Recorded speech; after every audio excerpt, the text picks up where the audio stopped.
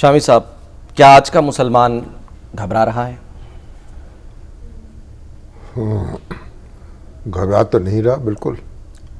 اور آج بھی دیکھیں نا، ایک وہ جو سمود فلوٹیلا ہے وہ روانہ ہے غزہ کی طرف. جی جی 41 ملکوں کے لوگ اس میں شامل ہیں، جی ہاں. اور 70 جہازوں پر وہ کارواں مشتمل ہے، فلوٹیلا جیسے، اور بحری جہاز. اور دنیا بھر سے لوگ جو ہیں اس میں مسلمان بھی ہیں، غیر مسلم بھی ہیں، اور غزہ کی طرف روانہ ہیں کہ امداد لے کے اپنے بھائیوں کے پاس پہنچ سکے. اور پاکستان کے نمائندے بھی موجود ہیں اس میں، وہ سینیٹر مشتاق احمد خان جو تھے. جی ہاں.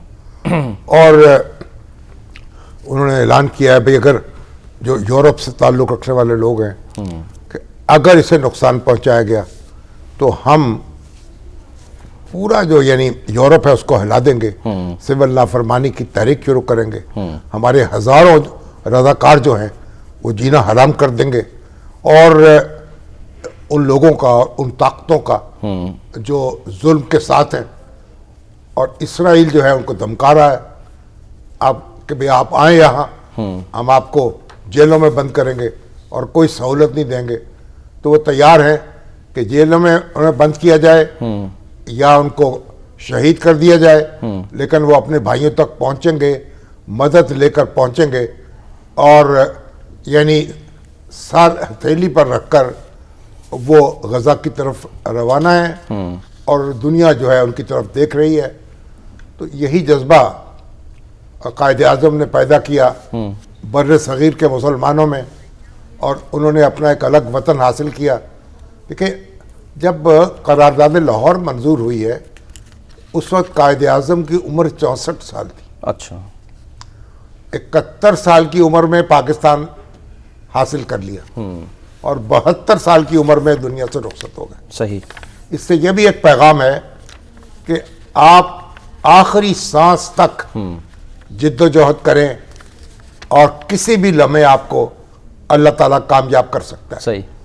اور قائد اعظم کی اور مسلم لیگ کی جد و جہد کے نتیجے میں دنیا کی سب سے بڑی اسلامی مملکت جو وجود میں آئی، جسے پاکستان کہتے ہیں. ٹھیک. اور آبادی کے لحاظ سے کوئی دوسرا ملک اس کا ہمسر نہیں تھا اس وقت. اچھا.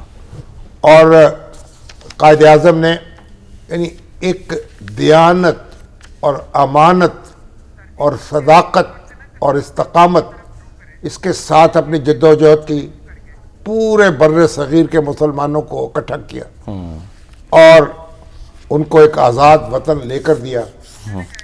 اب قائد اعظم جو ہیں، دیکھیے نیلسن مینڈیلا، انہوں نے 1992 میں پاکستان آنا تھا. ٹھیک ہے.